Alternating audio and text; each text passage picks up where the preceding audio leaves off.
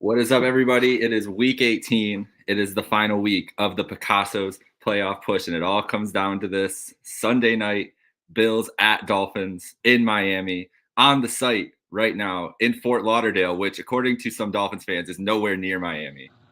We got Maniac on Nowhere site. near Miami, Jake Micah. You might as well be in another state if you're in Fort Lauderdale versus Miami. But no, it's all about nothing. I mean, let's face it. When you don't have, when you don't have solidity, when you don't have that confidence, what do? You try and poke holes.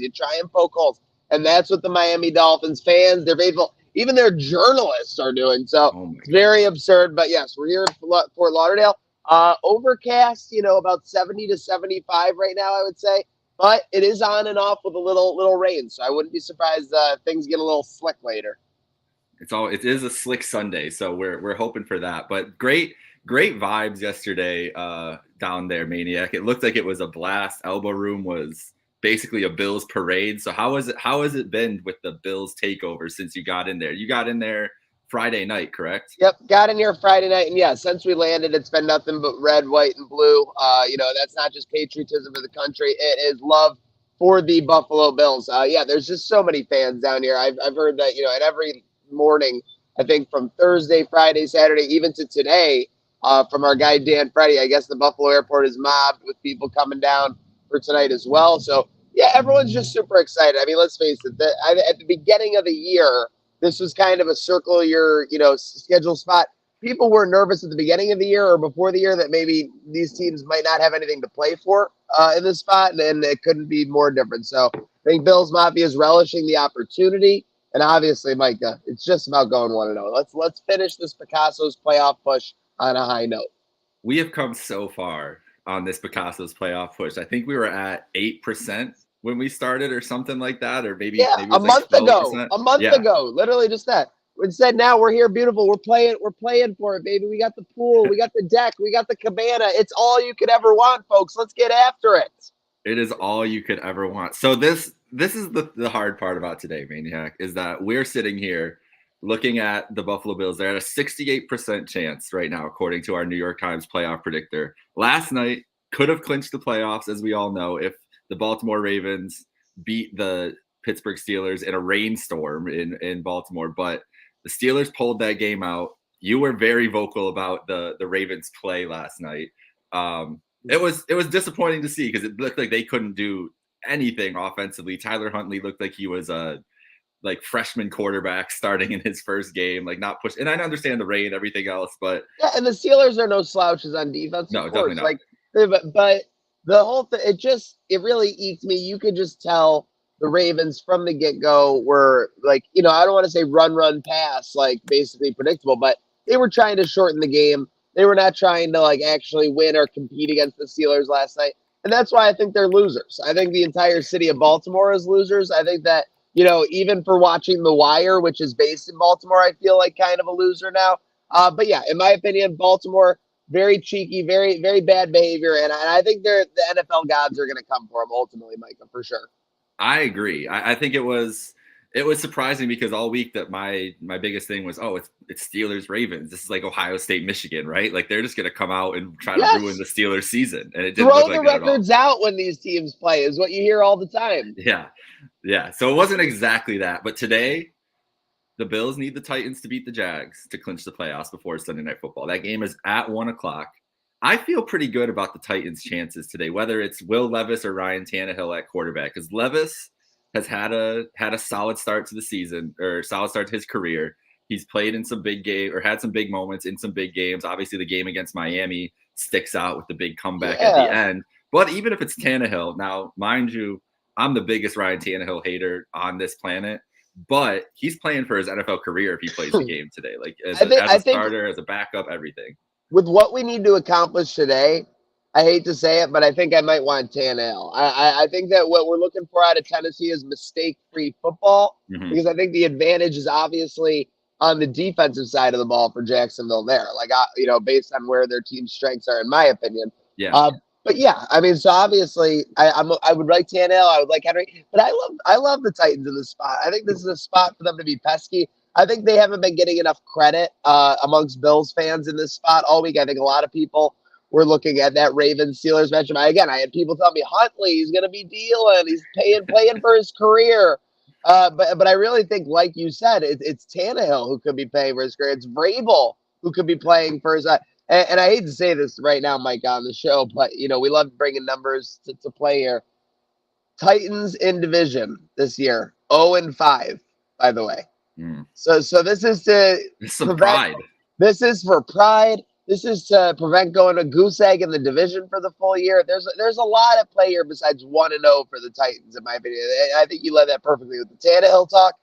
And I mean, let's face it, Derrick Henry, that Titans defense, these guys are all playing for potential jobs next year. And if you don't think Vrabel's going to be there, all the more reason to kind of play your ass off so you put stuff on film for the next guy or the next team you can potentially be playing for. Yeah, 100%. It is interesting with the Vrabel component if he's getting traded to New England. There's the crazy rumors like that out there, everything. But this team plays hard. It would be sick. This team plays hard for Mike Vrabel, though. Like what he does is he'll get out there and make them think this is the Super Bowl and go out there and play. And like you mentioned about the Jags, since Trevor Lawrence got hurt, and even before he got hurt, their offense was sputtering towards the end of the year. They were losing their swagger. They lost their mojo. Around almost when they lost to Browning? Yeah, maybe would be the point where you're like, what's going on with this Jags team? And then they haven't been able to find it. That swagger, that mojo, that confidence.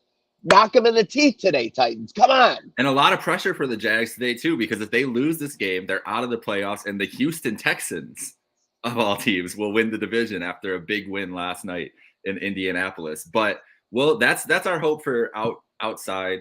And what I brought that up for mostly is because we'll know our anxiety levels going into Sunday night by 4:00 today, because it'll change the perspective. If the Jags win, clinch that spot, then we know that it's Bills win and in going into Sunday night, which is at the very least what these games have done, in my opinion, is at least speed up the weekend. Whenever we're playing Sunday Night Football or Monday Night Football, it always feels like it's dragging on and on. And don't get me wrong, I love watching like a full slate on NFL Sunday, but to have stuff at stake in the Bills side of things, obviously in these games, is making it fly by. So I'm thankful for that, and I'm hopefully thankful for Mike Vrabel and Titans. I mean, it would just be so delicious to walk into that stadium tonight for the division, knowing that, it's a division game, and obviously you want to win everything. But if worst case goes wrong, your season isn't over. Obviously, again, you want to seize the moment. I love the idea that Bills fans are like, let's go win it. And I love the idea that nobody ever does anything for Buffalo. You got to go do it yourself. But, I mean, give us some help one time, Titans. Come on. Remember the Titans. It would be nice. Would be nice. Let's hope for that today. Let's hope for our stress levels to go down. Let's have a playoff berth ready to go. We can start looking at games next week. Maybe in Miami next week. If that could be the opponent. If they did lose to Miami but made the playoffs. So crazy times. But let's get into the game tonight. Let's do it. We got a lot to talk about here. What is your 3 keys, your bread, sauce, and cheese for the game tonight for a Bills victory? Well, listen, if you've watched any of these Picasso's play out Bush, I always think it's crucial to get a strong start. That hasn't necessarily happened in the last 2 games. The Patriots one is kind of a wash because they were able to take the lead quickly after the kickoff return. But the Chargers game was obviously a little bit of a slosh. Yeah, I want to see Joe Brady and this offense come out and be aggressive, to start and try and build that lead, which is obviously a strength of Bills, McDermott defense, etc. How are you going to do that? Josh Allen. You don't need to say anything else besides this name right now when it comes to the Dolphins. You throw Josh Allen against the Dolphins, you're basically guaranteeing 280 to 320 yards passing. You're guaranteeing, a rushing touchdown. You're guaranteeing a couple of touchdowns. Now, will he be able to limit the mistakes? Will he be able to make good decisions against what should be a battered Miami defense? That's ultimately the tale there. So with that said, you got strong start. You got Josh Allen. Here's the thing with the McDaniel offense. I still think they're going to be able to move the ball a little bit, just like they were able to do so in the Orchard Park matchup. The key is when you get those opportunities, if it's for a turnover, if it's for a long 3rd down, things like that, you got to get off the field one way or the other. So I'm looking for a strong start, Josh Allen, and that opportunistic defense. Michael, what do you got for your bread, sauce, and chase? We've got winning the time of possession. You mentioned the McDaniel offense. They're going to be able to move the ball, but if they don't have the ball, it's going to be really hard for them to do anything in this game. They're going to want to control the pace for the Bills. That run game has been so important the last couple weeks. If the Bills have a time of possession of 33 to 35 minutes in this game, I think that's a win no matter what, because Miami, like what you were saying about Josh Allen, Miami's going to want to just keep Josh Allen off the field. And with Miami's playmakers, with Waddle out, with Mostert out, it's going to be a lot of a chain. I'm assuming they're going to try to run the ball and also control the tempo of this game and keep the ball out of the Bills' hands. So winning the time of possession battle will be crucial. Tyreek has been he's tortured the Bills, obviously. Just don't let him get free. Don't let him cook. We don't know what his ankle or his foot injury deal is going on there. He had a walking boot the other day, was limited at practice this week. But if he's on the field, he's terrifying. Take him away and just find a way. You just got to find a way to get a win tonight. Whatever it is, doesn't need to be pretty, doesn't need to be flashy. They can outgain them by 300 yards. It doesn't matter. As long as they're up by 1 at the end of the game, that's all that matters. Keep it clean and play for the situation that you're in. I think that's the big thing for Sean McDermott. Play to your situation. Like don't get tense.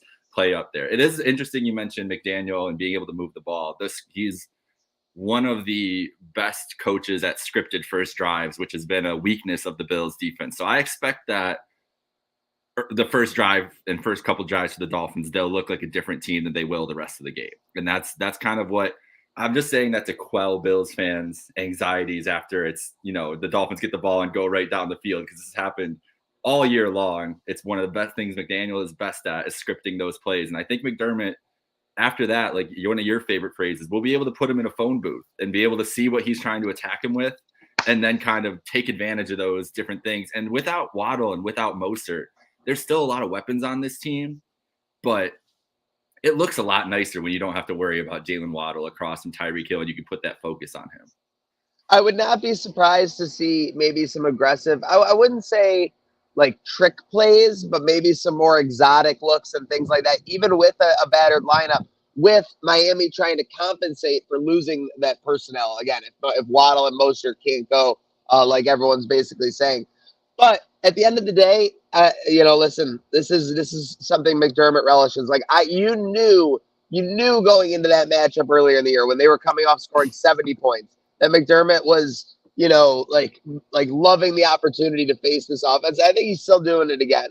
So hopefully, I've said this, I hopefully won't eat my words, but I mean, as of the last month and a half, the Miami Dolphins have been an offensive team that can't really score. They actually had a very similar game to the Buffalo game this year at Baltimore last week. Both teams were kind of scoring in the beginning, and then Baltimore just absolutely peeled away.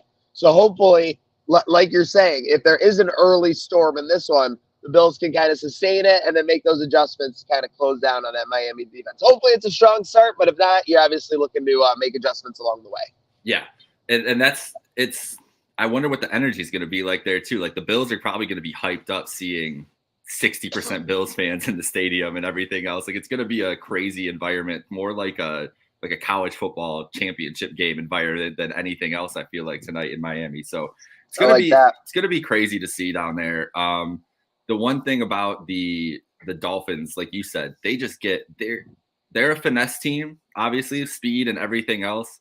And what the Bills have been able to show the last couple of weeks, and what the Ravens really did, was just be physical and just beat them up, especially in the trenches. And so you look at that offensive and defensive line that's battered for Dolphin standards. They have no edge rushers, basically. Melvin Ingram, former Bills killer, coming off the practice squad, playing his first snaps of the season this week. Like it's a desperate time for the Dolphins in those trenches. Seriously. And the Bills have shown, especially the last couple of weeks, that they can dominate games in the trenches, and that might just be all they need. Like we could talk about Josh Allen, we could talk about Tyreek Hill, we could talk about Stephon Diggs. If the offensive and defensive line play like they should, like the Bills' offensive and defensive lines have played all year, this should be easy for them, honestly. You couldn't have, I hate to cut you out, you couldn't have said it better. The trenches should absolutely be able to manipulate opportunities for the linebackers, the defensive backs, as well as the running backs and wide receivers, your tight ends, your Kincaids, to get awesome opportunities out there. There's so much there. The other thing I love too is you were talking on the offensive side, Daquan Jones being back in the lineup. So again, is Daquan Jones going to get 2 sacks and like multiple tackles? Maybe not, but he's a space eater. He's eating up that middle. He's allowing those guys, Ed Oliver, Greg Rousseau, potentially your AJ Epinesa. I don't even know if our tribal chief is playing, but I know, but he wasn't on the injury report a couple days ago. So obviously It's safe to assume. clearing up space for those guys. And I think you were starting to see that last week against Bailey Zappi. And obviously, Tua, is a grade above, especially with McDaniel at the helm. But again, if we can collapse that pocket, those were the things in the earlier matchup that really allowed the Bills to kind of thrive in that matchup against Miami. Yeah, I believe the only person on the injury report for the Bills today is everybody's got a clean game status. I'm thinking DeMar Hamlin might have been questionable, but everybody's clean going into the day. Clean game. So we're looking good. So let's get into X factors quick. Sticking with that offensive line, mine's Mitch Morse. That the edges are obviously hurt. No Jalen Phillips. Last week Bradley Chubb gets hurt. So it's going to be a lot of Christian Wilkins and Zach Sealer. Then they're going to try to get interior pressures, push Josh out, make him uncomfortable. Mitch Morse and that interior of the line is going to be vital to a win. We know he was sick the other day, and it was didn't practice on Friday, but he's all good to go. No designations. So hopefully Mitch is good.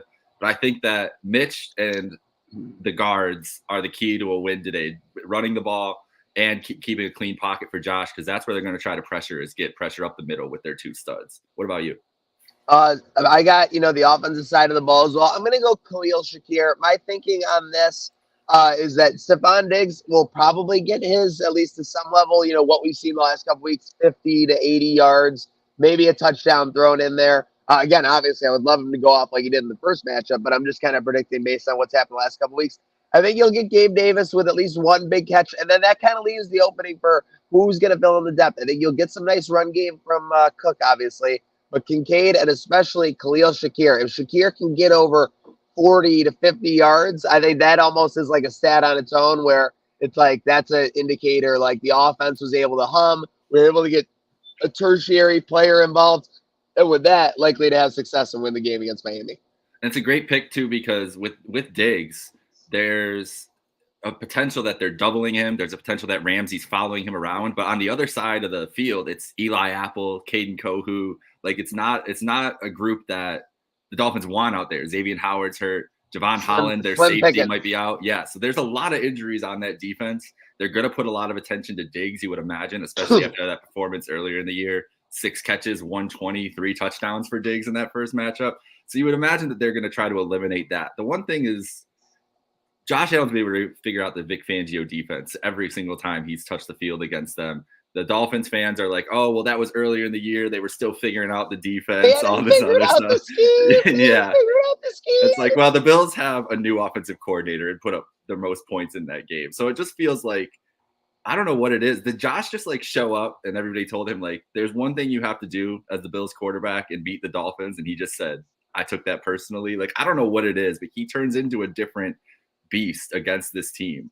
And yeah. I imagine that he's going to come in locked in like that again and be able to be similarly effective. They're going to run him a lot. I'm expecting a lot, like a legacy Josh Allen game. I concur. I mean, what else are you going to get, right? Like, I hate to say it, but if you're the Bills, you don't want to go down swinging with like 28 James Cook rushes. And that's with respect to James Cook. If the Dolphins are, rushing the quarterback so far to the outside, and you want to draw it at the middle, I totally understand that tonight. I could see that going on, but I agree. I think that this is another Josh Allen Dolphins game. I think we're looking at 350 yards of offense from him. I think we're looking at 2 touchdowns from him. Like the great Jorah Mormont said, Micah, okay? There's a beast in every man, and it comes alive when you put a sword in his hand. And as far as Josh Allen's concerned, when he's playing the Dolphins, he's got a sword in his hand, and he is on top of a dragon ready to absolutely dominate. Yeah, couldn't have said it better myself. So on that note, what is your same game parlay for the day?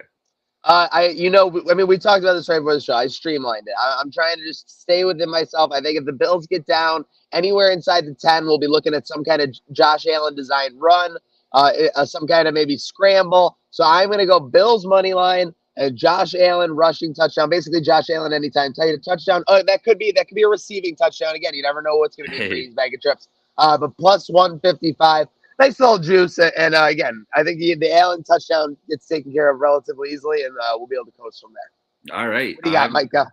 I've got Bills money line and Diggs 2 touchdowns plus 1052. So if there was a game for him to break back out after the struggles, I think he hasn't eclipsed 100 since, what is it, week 6 or something like that or whatever. It's been a long time since Diggs has had a big game. feels like this could be the week. He had like 65% of the snaps last week. There's a lot of discourse around it. I think it was because they knew that they needed him for this game no matter what, honestly. And he's been dealing with some stuff. He had an oblique, not been on the injury report, had a back, not been on the injury report, but it could still, like, those things stick around, oblique, back injuries. I think he's been resting up, getting ready for this game, and is going to show out on a national stage. 2 touchdowns. Allen finds him. I'm feeling good about this one. Those are some pretty good odds. It's plus 950 just for the Diggs 2 touchdowns. So if you think that they're going to get Diggs involved early, they get a touchdown in the first quarter, you're feeling pretty good the rest of that game. I was going to say, first 20 minutes is big for that wager for sure. If you can get a Diggs touchdown in there and the Bills are out to a strong start, you're feeling great. You're feeling great. So before we sign off, what are you expecting from the tailgate, the scene of Bills fans once you get to Hard Rock Stadium later today, whenever you get there? Because I know that earlier in the week, it was 52% of tickets had been sold to Bills fans, and that number was expected to rise. And I'm assuming that it's going to be a healthy Bills contingent in Hard Rock Stadium. There is going to be an army for sure of Bills fans and Bills Mafia here down in Miami. I mean, you can just tell by every place you go, you're seeing the red, white, and blue. I'm thinking that we are going to be, I think that this could potentially, when you look back at it, all said and done, that this is a takeover on the level of Nashville 2019. There's that infamous photo from the bridge somewhere in Nashville, with apologies to Nashville for not remembering it or whatever. But you can see just a sea of Bills fans. And I think that there will be something similar tonight, and hopefully we can ride that, obviously, to a big win. But yeah, it'll be very interesting to see. I think the stadium gets taken over legit tonight, and it goes without saying the game day tailgate will be awesome. We'll be having a great time there, and yeah, I think there's a recklessness about Bills Mafia, even in the most ordinary spots, even in just a week 8 game with 5-2 with tons of opportunity left. When you're talking about potentially life on the line, and when you're talking about for sure division on the line. We're talking about Dolphins. Enough said. Yeah, that's all you need right there. Set the stage. Like you said, beginning of this year, we looked at this game like, oh, maybe that could be an interesting Week 18 matchup. And now here we are for all the marbles, defending the division crown and potentially playing for a playoff berth. We'll know more at 4 Eastern what the Bills situation will be and what the desperation level of the Bills will be too. I'm sure even though they wouldn't say that, they say they focus on Miami, all this other stuff, they're going to be keeping an eye on that. Titans they've been doing the coach speak all week. We're excited about the opportunity in front of us. Everyone knows what's at stake. They've been doing it, but just try and take it one thing at a time. But yeah, obviously, it goes without saying, if they won, if the Titans could win, it would just take a little bit of the pressure off. And hey, when a little bit of the pressure off, maybe you could place that little bit of pressure with confidence, with aggression, the things that you can take advantage of. So again, I expect them either way, because let's face it, Micah, this whole playoff push, it has been backs up against the wall. You look back at it now, the Bills couldn't afford to lose. Nope. The Bills could not have afforded to lose any of the games from after the bye, and they won KC. They won the Cowboys. They beat the Patriots. They beat the Chargers, and now we're in a position against Miami where we can seize everything we ever wanted and be a 2 seed, be hosting. I don't want to get ahead of myself here, but I mean, that would just be a great opportunity. It would be pretty poetic though if you were gonna. I know what you're gonna say, that they would be hosting potentially the Houston Texans, which would be just a great full circle moment for this Bills and Josh Allen led team to face the Texans in a wild card matchup at home. I'm just saying. If you were scripting a Bills Super Bowl story, I think Jerry Hughes coming in early in the mix is some great poetry for sure. Yeah, it is. All right, so let's get you out of here. What do you got? Any sign-offs for the day? Yeah, listen, let's just maintain our composure. 60 minutes, one down at a time. This team can absolutely crush the Miami Dolphins. And I hate to say it, but you know that the Bills just don't get crushed. All the losses by 3, 4, 5, 6 points. So if we can get off to that strong start, let's ride it. Let's feel confident. Let's everybody do their 1/12 today, and let's go get a big win, Micah. Hell yeah. Couldn't have said it better myself. Go Bills. Go Bills. Go Bills. Go Bills.